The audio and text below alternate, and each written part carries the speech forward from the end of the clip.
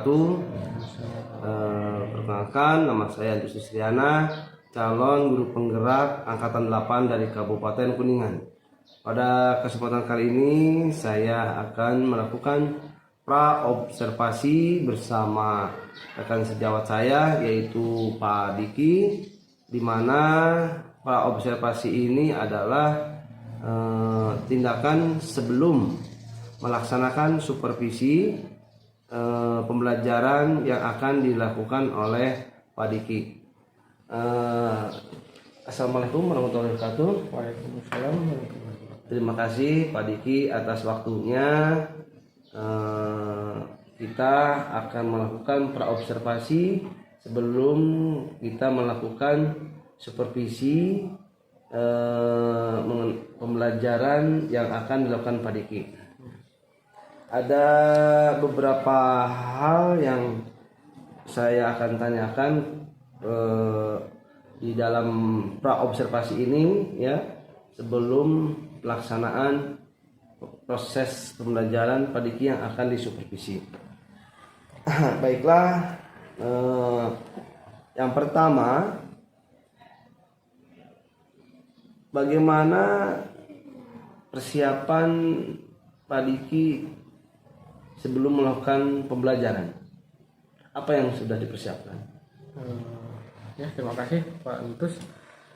Biasanya seperti biasa kalau misalkan untuk persiapan awal sebelum pembelajaran, tentunya materi ajar yang akan diberikan di kelas, kemudian perangkat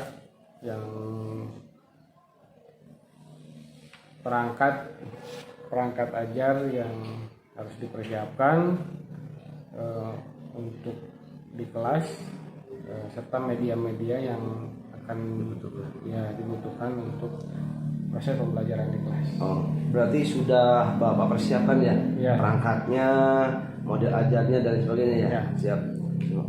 Yang berikutnya, untuk pertemuan pembelajaran besok ya, tujuan pembelajarannya apa? Kebetulan untuk pelajaran PKWU sekarang saya memilih budidaya. Budidaya yang dipilih untuk saat ini adalah budidamber, yaitu budidaya ikan dalam ember. Nah, untuk tujuan pembelajaran yang besok di kelas itu, tujuannya adalah peserta didik diharapkan mampu mengenali dan mengeksplorasi budidamber. Terus selanjutnya mengenal dan mengeksplorasi pemanfaatan limbah budidambernya, dan yang selanjutnya mengeksplorasi jenis ikan dan tumbuhan yang dibudidayakan secara budidamber. Baiklah, itu tujuan pembelajaran, berarti fokus pada praktek ya. Ya. Ya, diharapkan siswa itu bisa mempraktekkan apa yang sudah dipelajari ya. Ya. Nah, dari tujuan pembelajaran yang Pak Diki harapkan itu anak kan bisa mencapai tujuan pembelajaran Pak ya. Nah, dalam proses pembelajaran itu yang dikembangkan, yang hendak ingin dicapai itu apa dalam proses praktek pembelajaran itu tadi? Ya, yang ingin dikembangkan di sini adalah kognitif secara keilmuan. Berarti kognitif dalam artian pengetahuannya ya tentang budaya. Pengetahuan tentang budaya, khususnya Terus budidaya ikan ya. Dan keterampilan tentunya kalau misalkan kita fokusnya ke praktek. Jadi selain keilmuannya juga keterampilannya untuk supaya si anak itu ketika praktek punya keterampilan yang mumpuni untuk membuat budidamber. Itu prakteknya itu berarti kan step by step ya, dari menyiapkan alat ya. Menyiapkan alat, terus apa lagi tuh tahapan prakteknya? Pertama mungkin istilahnya tutorial dulu, tutorial serta kita belajar dari pengalaman yang sudah biasanya itu kita melihat dari YouTube yang sudah ada video Referensinya pengalaman ya, referensinya biasanya dari YouTube, pengalaman budidaya tentang budidaya breeding dumber, serta tutorial selain dari buku modul juga kita cari informasi juga dari YouTube. Nah, biasanya setelah kita mengumpulkan informasi baru kita persiapan alat dan juga bahan, seperti halnya yang utama itu adalah ikan dan sayurannya. Nah, dari tujuan pembelajaran dan kehendak yang ingin dicapai dalam proses pembelajaran nanti ya, bagi apa strategi yang sudah dipersiapkan Pak Diki agar tujuan dan kehendak Pak Diki bisa tercapai oleh murid? Strateginya itu apa? Strateginya saya menggunakan PBL. Jadi Model pembelajarannya? menggunakan PBL. Jadi sebetulnya breeding dumber ini lahir karena adanya masalah di mana orang-orang perkotaan sekarang ini mereka tidak punya lahan tetapi ingin punya usaha. Nah, salah satunya adalah dengan breeding dumber ini. Jadi breeding dumber ini tidak memerlukan lahan yang cukup luas, tapi kita bisa menghasilkan minimal untuk keluarga kita atau bahkan bisa menghasilkan lebih dari sekedar mencukupi kebutuhan keluarga. Metodenya pembelajaran nanti Dengan cara praktek langsung. praktek langsung. Ya. Media yang dibutuhkan? Media yang dibutuhkan awalnya kita internet dari YouTube, kemudian untuk selanjutnya kita langsung ke praktek. Ya. Peralatan segala sesuatunya disediakan oleh siswa. Jadi biaya untuk praktek itu dari siswa. Dan saya justru mengharapkan bahwa si peralatan yang disediakan itu tidak hanya dibeli baru, tetapi memanfaatkan yang sudah ada. Memanfaatkannya ada, memanfaatkan yang dimiliki oleh siswa. Ya. Nah, untuk nanti prakteknya bisa dilaksanakan kapan? Prakteknya untuk besok kita pengenalan terlebih dahulu. Prakteknya itu kita mengawalinya di minggu berikutnya. Jadi besok hanya teori? Iya, teori. Pembelajaran di kelas berarti ya? Sambil mempersiapkan peralatan yang dibutuhkan untuk minggu selanjutnya. Baiklah, alhamdulillah. Berarti untuk kegiatan supervisinya bisa dilaksanakan besok mungkin ya di kelas mana Pak ini? Kelas 10. Di kelas 10 berapa? 10.5. 10.5. Jam ke 7 ke 8. 7 ke 8. 10.5 ya. Berarti kita ketemu lagi di pembelajaran besok di kelas 10.5 jam 7 ke 8 ya. Semoga tujuan pembelajaran dan pengembangan yang diharapkan oleh Pak Diki bisa tercapai oleh murid ya dengan menggunakan model pembelajaran PBL dan metodenya itu praktek ya. Mungkin itu saja praobservasi sebelum supervisi. Terima kasih atas waktunya. Semoga apa yang diharapkan Pak Diki bisa tercapai dan itu dengan baik.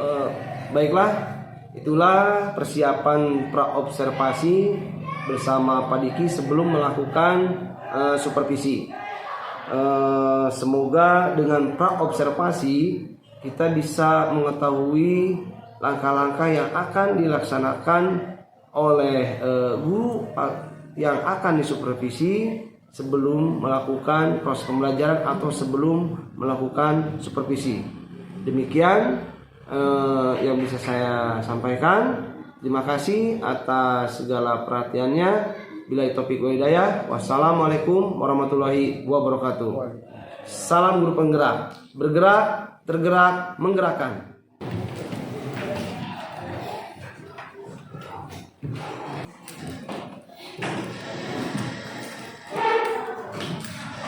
Oke, selamat siang anak-anak. Sehat-sehat semuanya. Kita dalam keadaan walafiat. Ya.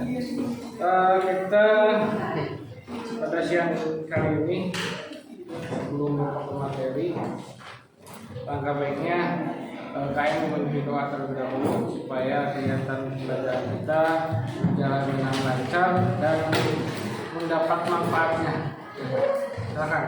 Duduk siap. Sebelum melaksanakan pembelajaran, alangkah baiknya kita berdoa. Berdoa dapat dipersilahkan.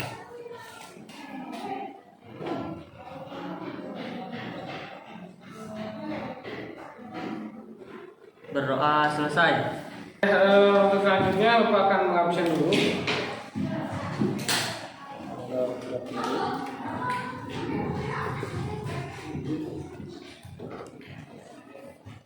Aira Aliani, Alizia, Vika, Uzna, Gaji, Gibran, Ipat, Kinka, dan hadir di sini memberikan kesehatan ya. Seterusnya sudah bisa mengikuti pelajaran. Ya, yang teman-teman yang sakit kita doakan supaya cepat sembuh dan bisa mengikuti pelajaran seperti biasa. Oke, di sini Bapak akan menunjukkan tujuan pembelajaran kita hari ini.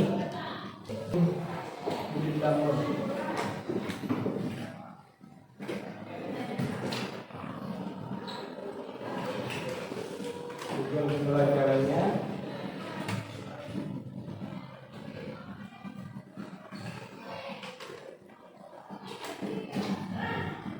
yang pertama, siswa mampu mengenal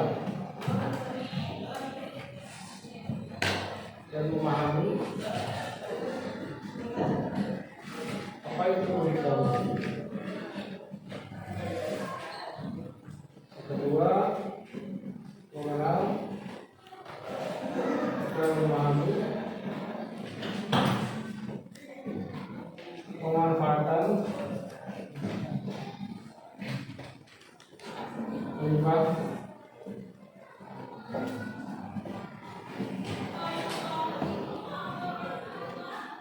dan yang ketiga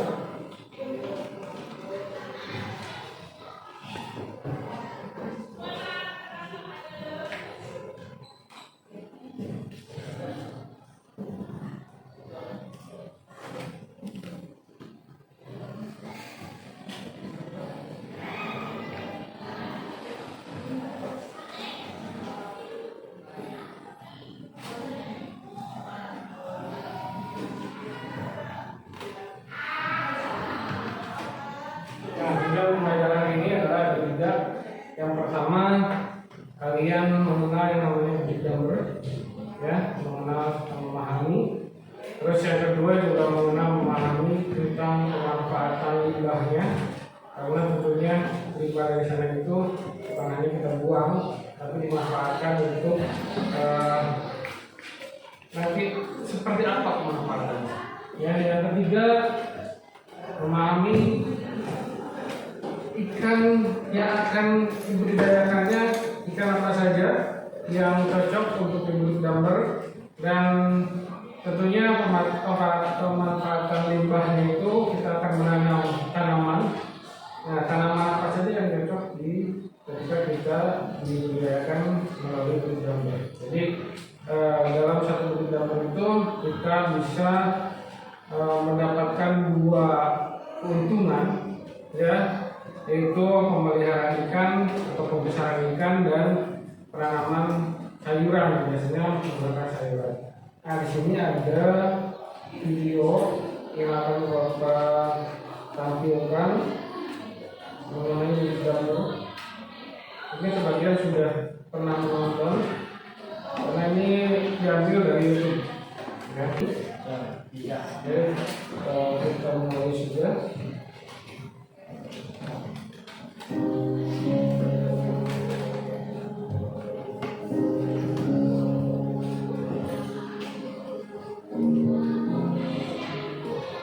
Seperti apa ya langkah-langkahnya sahabat? Kalian penasaran? Temukan jawabannya dengan menyimak video ini hingga akhir.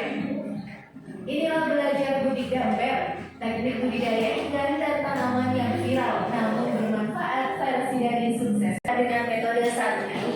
Sebab ternyata tak semua ikan bisa kalian budidayakan menggunakan teknik Budik Damber. Ikan yang cocok untuk ternak dalam ember adalah jenis yang tahan terhadap kadar oksigen rendah, misalkan saja seperti ikan lele, ikan patin, ikan sepat, ikan betok, ikan gabus, dan ikan gurami. Sementara jenis ikan lainnya masih perlu dilakukan kajian lebih lanjut ya, untuk melihat ketahanannya dalam lingkungan ikan lainnya yang diinginkan. Nah, berikut beberapa alat dan bahan yang perlu kamu siapkan.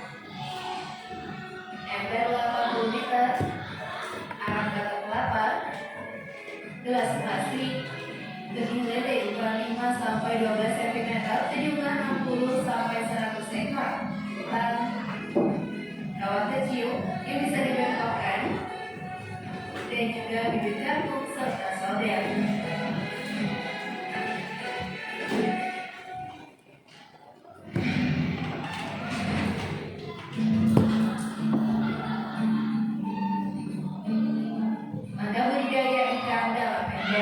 Pertama-tama sahabat yang perlu kamu lakukan adalah mempersiapkan gelas dan potongan kangkung. Caranya, lubangi gelas plastik 10 sampai 15 buah dengan solder. Potong kangkung, sisakan bagian bawahnya. Masukkan kangkung ke dalam gelas tadi. Kemudian isi gelas dengan arang batok kelapa antara 50 sampai 80% ukuran gelas.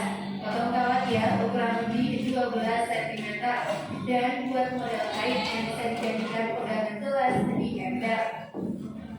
Selanjutnya, kamu harus mempersiapkan media untuk Budik Damber.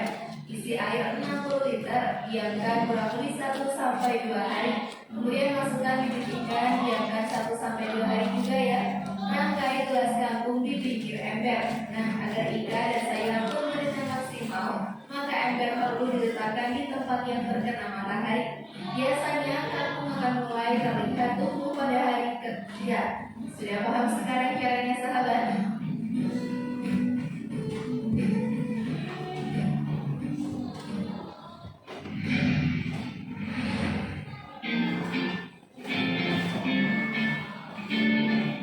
Perawatan ikan dan sayuran selama Budik Damber. Membudidayakan ikan dan sayuran tentu tak selesai begitu saja ya setelah semua diletakkan dalam ember.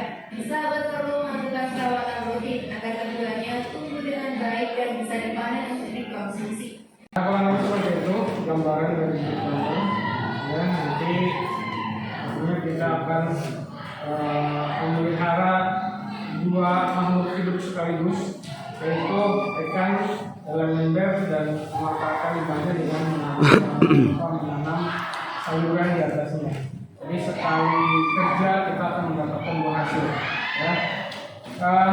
Untuk LKPD-nya, silakan kalian membuat kelompok, ya 6 kelompok. Silakan duduknya per kelompok.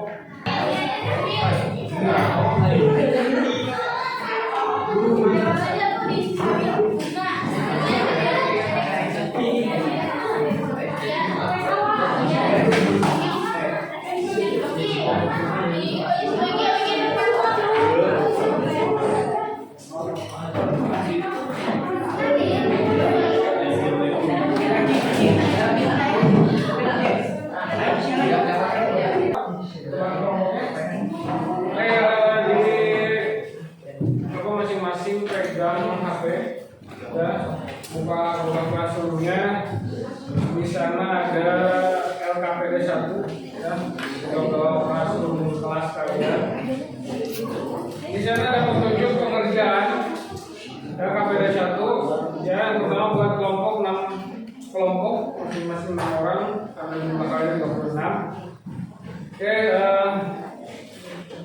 LKPD-nya dikerjakan satu kelompok satu. Jadi semua diskusi hasilnya di satu kelompok satu. Dengan budik gambar yang tadi videonya sudah Bapak sampaikan kurang lebih seperti itu gambaran umum tentang budik gambar. Nah, di sini ada beberapa tugas kelompok. Yang pertama mencari satu video tentang ini LKPD tentang budik gambar LK1 ya. Yang pertama yang harus kalian cari adalah keunggulan dan potensi budik gambar. Ya, silakan kalian browser cari di internet tentang keunggulan dan potensi budik gambar. Nah, kalau misalkan tadi kalian saksikan di sana sudah diulas, ya. Terus yang kedua, jenis dan karakteristik ikan yang cocok dibudidayakan dengan budik gambar. Ya, jenis ikannya apa, karakteristiknya seperti apa? Ya, karakteristik itu lebih ke ciri khas ikan tersebut. Ya, ciri khasnya itu lebih ke misalkan ada keunggulan dengan berbeda pada apa keunggulan dengan ikan lain. Nah, keunggulannya apa? Jadi ke arah sana. Terus yang selanjutnya jenis dan karakteristik tanaman yang cocok dalam pemanfaatan limbah budik gambar. Ya, tadi ada sayurannya jenis apa saja. Ya, akan kalian cari informasi di internet sebanyak-banyaknya. Jenis tanamannya apa, karakteristiknya seperti apa. Ya, yang pasti si tanaman tersebut bermanfaat, ya, dengan kandungan gizi yang banyak, terus dalam ketahanan hidup pun dia lebih tahan terhadap segala situasi. Ya, silakan kalian cari minimal ikan dan jenis tanamannya itu 5 jenis ikan dan 5 jenis tanaman minimal ya, karena tentunya akan banyak alternatif dari kalau misalkan kita browser di internet, mungkin lebih dari 5 akan lebih baik. Oke, sampai di sini ada pertanyaan? Ada pertanyaan? Kalau tidak ada, silakan kalian kerjakan.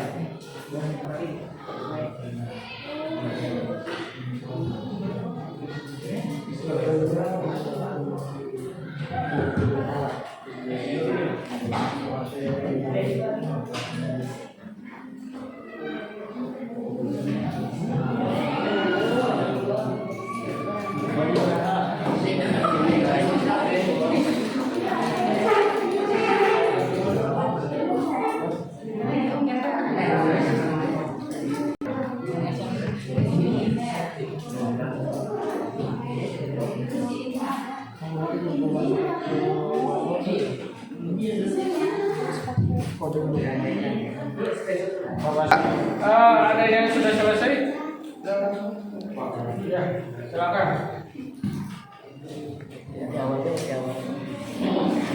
Jenisnya apa? Ya, jenis tanaman dan jenis tanamannya, jenis ikannya dengan jenis tanaman dan jenis tanaman. Jenis tanamannya kangkung, kesip, lada, bayam Brazil, genjer, saledri dan lain-lain.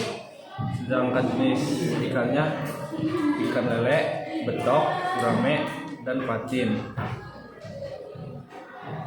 Ya, kedengaran yang lainnya? Tadi ada contoh ikannya, jenisnya adalah ikan lele, ikan betok, terus ikan patin, sama lagi gabus sama lele sebetulnya satu keluarga. Terus sayuran yang cocok yang pertama tadi apa? Kangkung, bayam, sesin, selada, ya, Assalamualaikum warahmatullahi wabarakatuh. Waalaikumsalam warahmatullahi wabarakatuh. Kami dari kelompok satu akan menyampaikan hasil dari materi LKPD hari ini. Sebelumnya perkenalkan dulu nama saya Raka Sudiruna. Nama saya Gibran dari Jakarta. Saya Pesya. Saya Ida. Saya Sri. Jenis tanaman dan ikan yang akan kita gunakan untuk praktek minggu depan. Jenis tanamannya kangkung, kesim, lada, bayam, genjer, seledri. Sedangkan jenis ikannya ada ikan lele, ikan betok, ikan gurame, dan ikan patin, dan ikan gabus. Itulah kecil. Itulah hasil diskusi kami untuk praktek minggu depan. Assalamualaikum warahmatullahi wabarakatuh.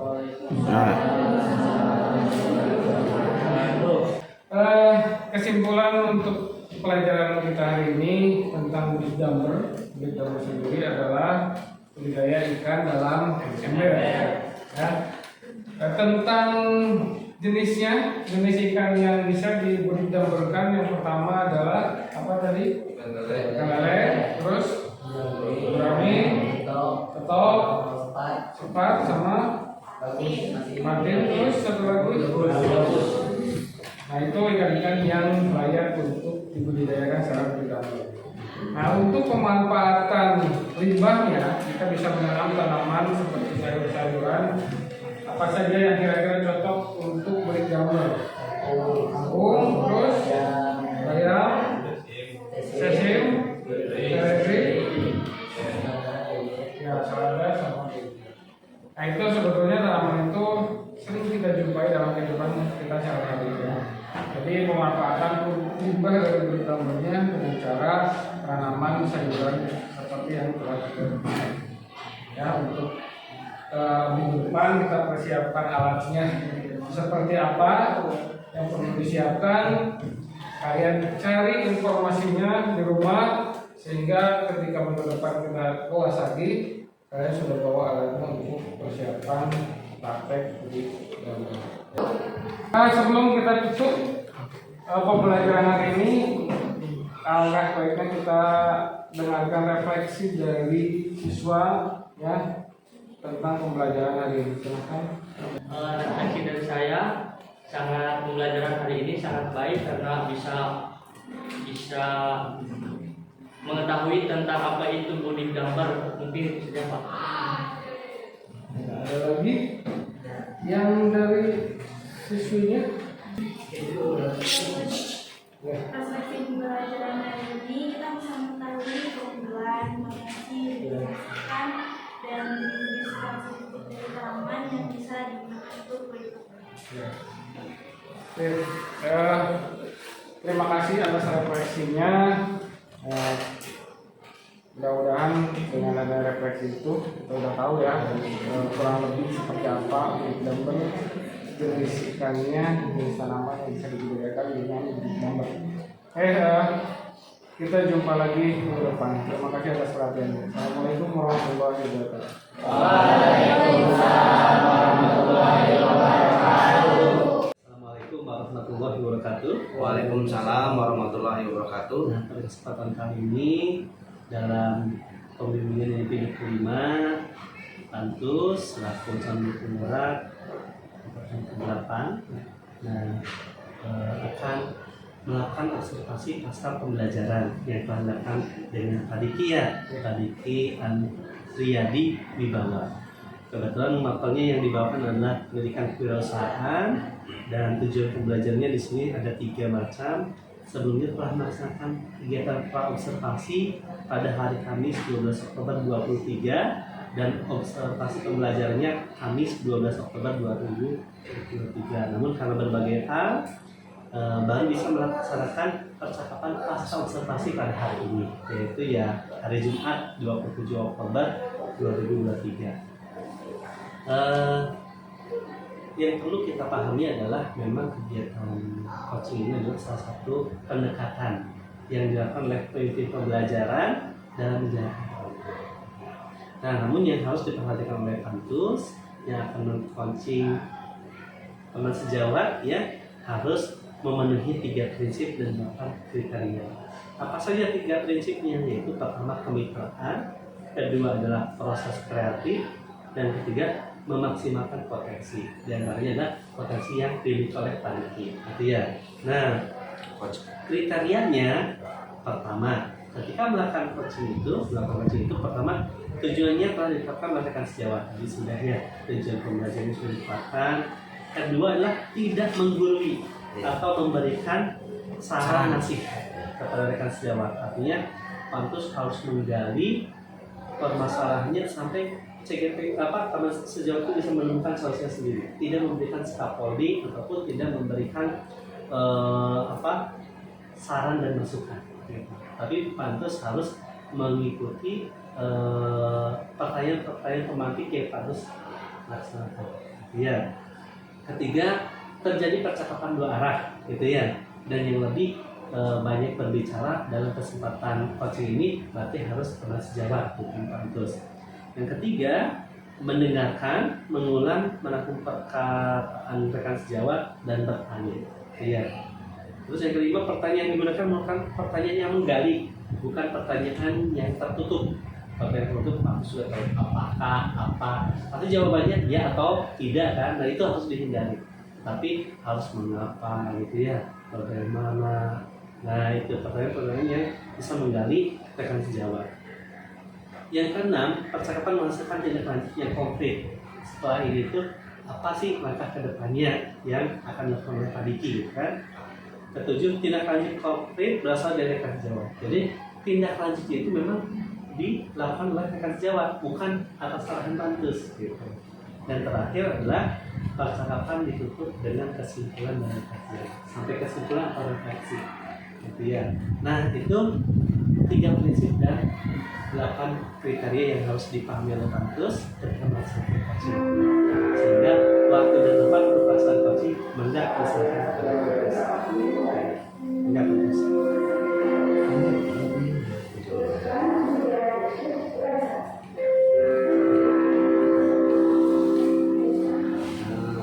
Assalamualaikum warahmatullahi wabarakatuh. Waalaikumsalam warahmatullahi wabarakatuh. Terima kasih Pak Ir sebagai pengajar.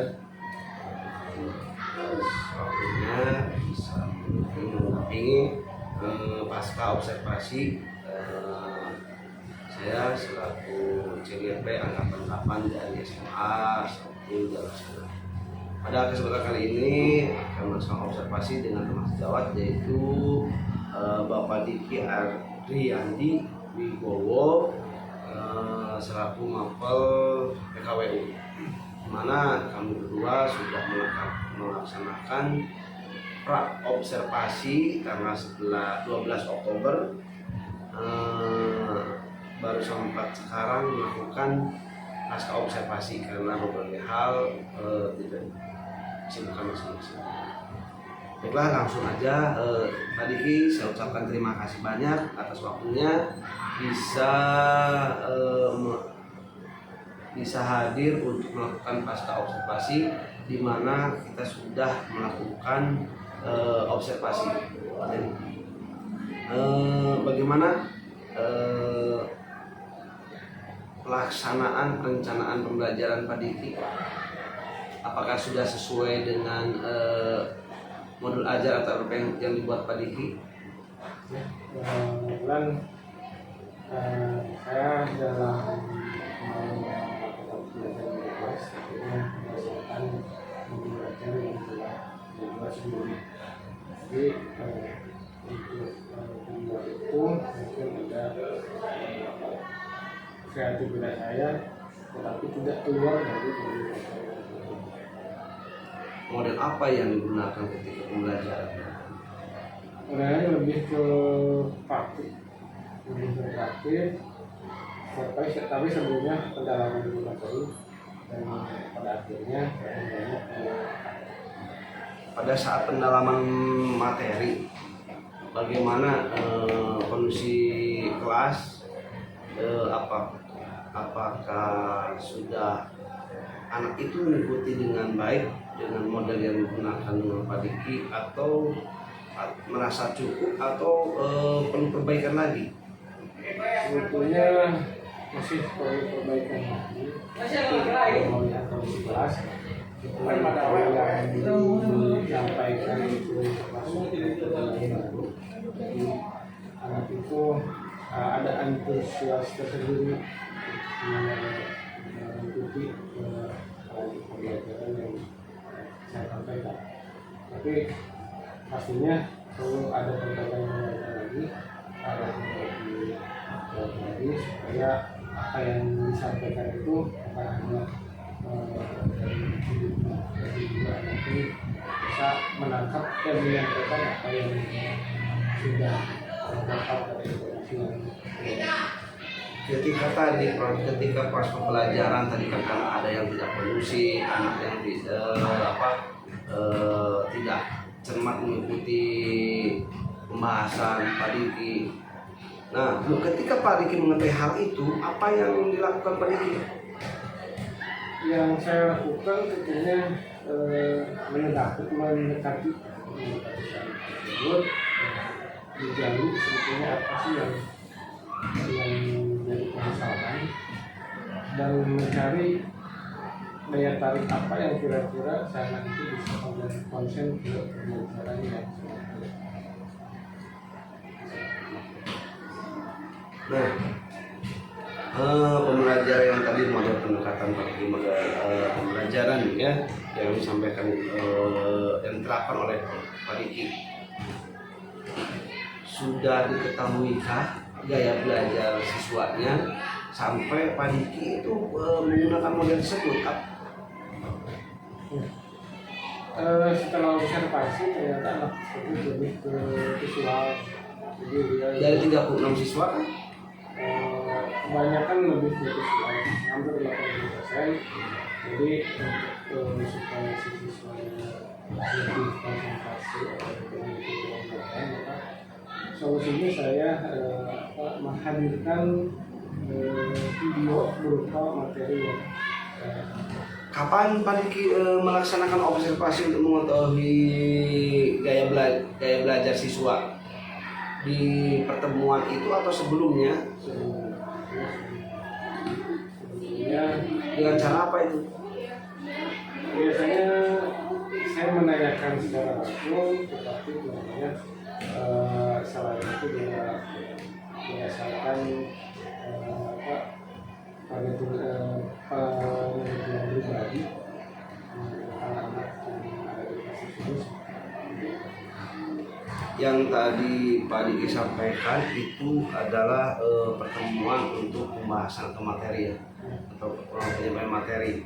Nah, metodenya seperti apa biar anak mampu menyerap materi yang Pak Diki sampaikan? Tentunya itu tadi saya menyediakan terlebih dahulu video tentang pembelajaran yang dilanjutkan. Materi dikemas seperti video itu. Ya, dikemas sedemikian video, karena ternyata setelah saya lakukan seperti itu, terus nanti Video yang Pak Diki buat itu kan berupa materi, ya tadi berupa materi ya.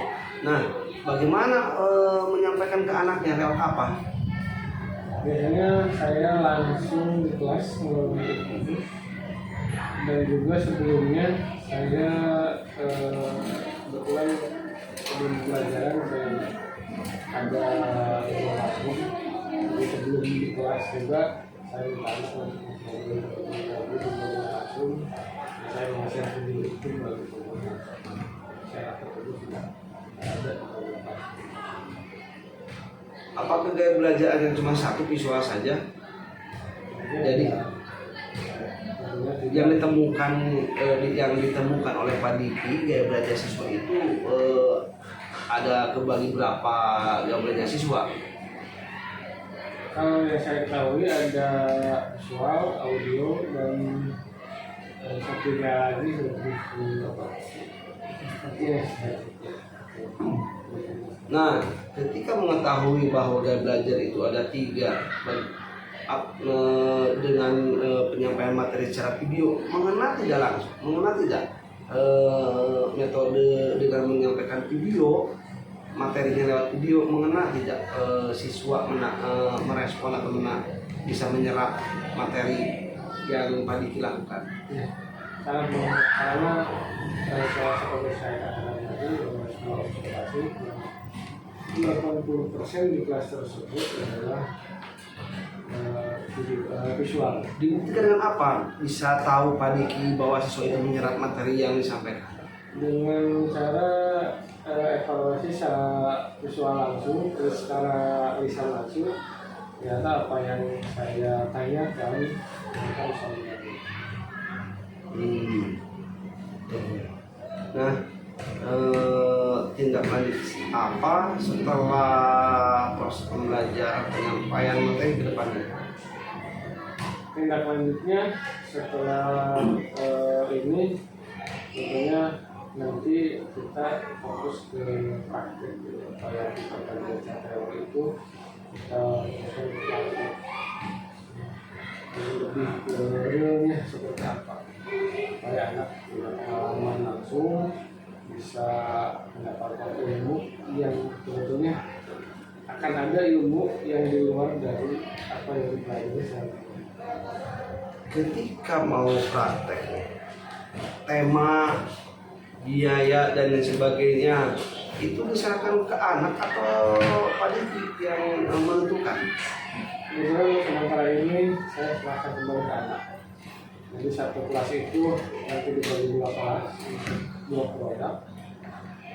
Supaya alasannya adalah supaya anak tidak terlalu berat untuk pengadaannya. Karena kalau misalkan di kelompok itu pasti akan berat soalnya itu butuh biaya yang memang tidak terlalu mahal, tetapi kalau melihat kondisi anak itu akan memberatkan. Oh, jadi dibaginya kelompok besar, Nah, dengan kelompok besar dan biaya yang tadi sampaikan Pak Diki, semua itu ya anak berarti full, anak yang menentukan tadi itu ya, anak yang menentukan biaya dan tema untuk praktek. Di awal sudah ditentukan bahwa ini adalah bidik gandeng. Nah, apa saja yang diperlukan si anak menggali sendiri. Ada peralatan dan masukannya, kemudiannya menggunakan sendiri sesuai dengan keinginan dan kemampuan. Kan dikelompokkan hanya dikelompokkan secara garis besar atau skala kelompok besar. Ya. Yang mengelompokkan anak itu Pak Diki atau anak? Saya cuma mengusulkan bahwa dibuat 2 kelompok besar, silahkan untuk anggota kelompoknya menggunakan. Jadi anak sendiri yang menentukan kelompoknya. Bukan itu sama Pak Diki, bukan. Ya. Terus ada nggak ada siswa ya ketika tidak mau dengan kelompok, ada permasalahan ketika mau dalam kelompok? Pasti ada saja. Terus tindakannya apa Pak Diki? Nah, untuk tindakannya silahkan kamu coba dulu gitu. Coba dalam arti silahkan sosialisasi dulu dengan kamu. Kalau misalkan itu tidak menjadi atau istilahnya tidak mauannya tetap, maka solusinya itu tidak. Baik, itu rencana yang kedua ya setelah pembelajaran 1 ya, praktek ya. Nah di pertemuan yang tadi itu bagaimana Pak Diki mengetahui bahwa tujuan pembelajaran Pak Diki itu tercapai? Dengan melihat itu kan ada tujuannya, ada 3 ya. Caranya supaya si anak itu mengetahui ekspor khususnya tentang mudik gambar.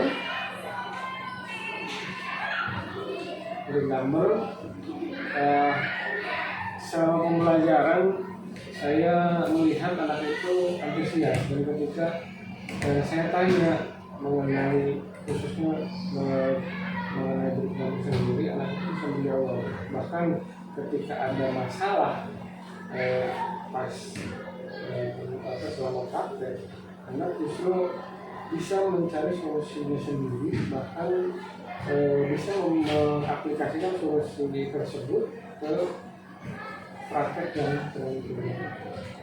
Menurut Pak Diki, untuk mengetahui ketercapaian tujuan pembelajaran yang Pak Diki maksud, hanya menanya, menanya bisa dijadikan bukti nggak bahwa tujuan pembelajaran itu tidak tercapai kalau hanya dengan menanya? Bukan hanya menanya, tapi juga dengan melakukan evaluasi. Dengan Tentunya evaluasi secara manual, melakukan pertanyaan di kertas. Bahkan saya kebetulan punya tujuan untuk kekeros, Pak, jadi tidak menggunakan kertas sama sekali. Maka saya memanfaatkan Google Classroom. Jadi semua evaluasi itu jadi menggunakan perangkat untuk mengetahui apakah tujuan pembelajarannya tercapai sudah.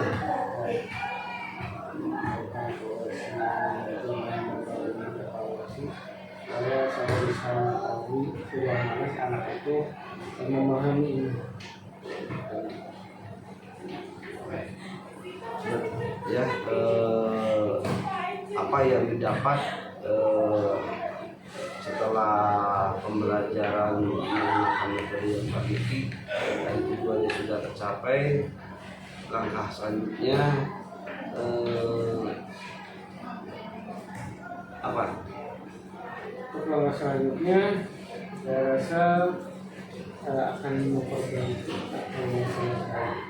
supaya lebih menjadi anak sempurna lagi. Dan ini adalah si anak bisa melanjutkan pembelajaran dan bisa mendapat manfaat dari apa yang saya. Baiklah, terima kasih Pak Diki, luar biasa. Proses pembelajaran yang Pak Diki laksanakan itu tahapan-tahapannya luar biasa. Jadi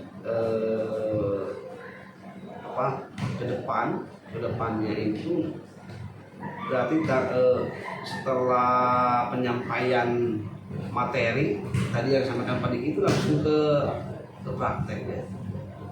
Rencana kapan tuh? Dari pertemuan materi sampai ke next pertemuannya, apa diselang dulu sama tugas atau langsung ke praktek? Kapan pelaksanaannya untuk praktek? Untuk praktek itu kebetulan kan tanggal 12 kita secara teorinya. Nah, di minggu depannya itu sudah mulai untuk persiapan tidak ada sekat ya. Teori minggu sekarang sebenarnya, minggu depan langsung ke praktek.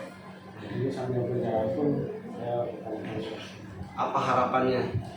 Harapannya sebenarnya apa yang saya pelajari itu bisa memberikan manfaat bukan hanya sekarang tapi juga di masa yang akan datang. Harapan yang diinginkan Pak Diki terhadap siswanya? Harapannya siswa bisa mengikuti apa yang praktek yang telah saya rencanakan, sehingga maksud dan tujuan dari praktek tersebut siswa bisa menerima. Baiklah, terima kasih. Semoga harapan-harapan yang Pak Diki harapkan dari proses pembelajaran semua terkabul. Terima kasih atas waktunya. Mohon maaf atas segala kurangannya. Kita itu hanya sharing, bukan untuk menggurui.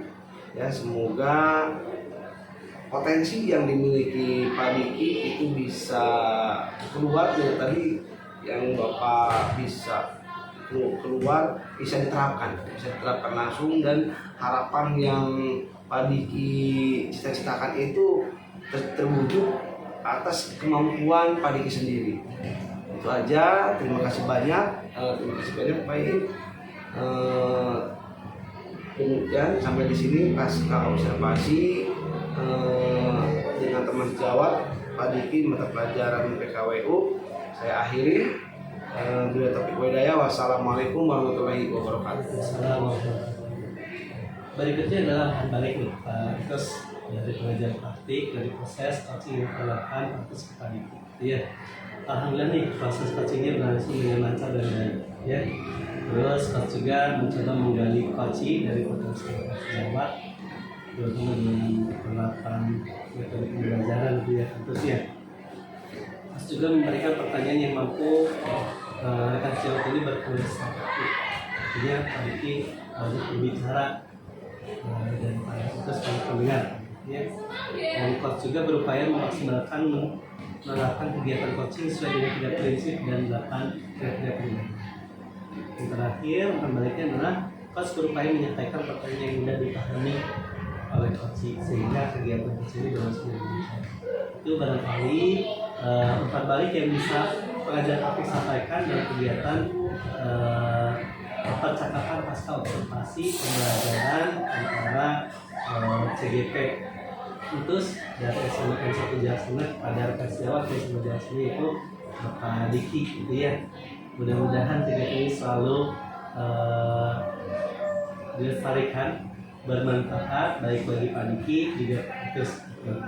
Dan kalau Pak Diki ternyata masih membutuhkan referensi baik itu daripada metode maupun ice breaking, Pantus insya Allah bisa menjadi teman yang baik untuk berdiskusi. Kebetulan Pantus telah mengalami pendidikan baik di Nota Karya, di Rukolnya kolaborasi gitu ya. Jadi Pantus ini ketika Nota Karya punya teman mulai dari SD, SMP, SMA dan SMA gitu ya. Sama Rukol juga. Rukol ketika digabung dengan daerah lain sama ada dari SD, SMP, SMA dan SMK. Jadi untuk masalah model, metode, ice breaking, nah terus ada bekal yang bisa ditularkan kepada Pak Diki. Itu saja persoalan balik yang bisa saya sampaikan pada Pak Diki. Mudah-mudahan ada manfaatnya dan akhirnya silakan Pak Diki barangkali ada kegiatan yang lain ya, barangkali ada kelas lain mau diisi oleh Pak Diki supaya tidak menghambat kegiatan ini bisa dilaksanakan. Dan juga kepada Pak Agus juga selaku CGP gitu yang pada kesempatan ini menjadi seorang observer gitu ya. Nah nanti karena saya yang terus pada pembicara lain mungkin nanti akan dilanjutkan. Terima kasih Pak Diki ya. Terima kasih.